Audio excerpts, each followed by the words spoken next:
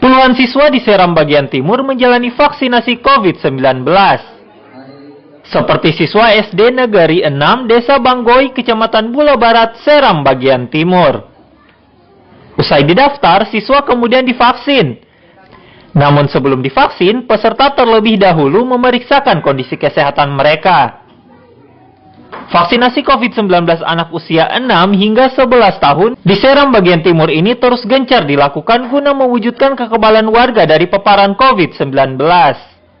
Untuk keadaan vaksin di Polres SBT saat ini berbeda-beda. Untuk dosis 1 itu sudah lebih capaiannya, sudah 70 lebih. Sekarang terkendalanya tuh di dosis 2 sama dosis 3. Makanya lagi diupayakan menggenjot lagi vaksin 2 dan vaksin 3. Hingga selesai digelar, sekitar 100 siswa berhasil divaksin. Selain siswa, para guru, tenaga kependidikan, serta warga sekitar juga divaksin COVID-19.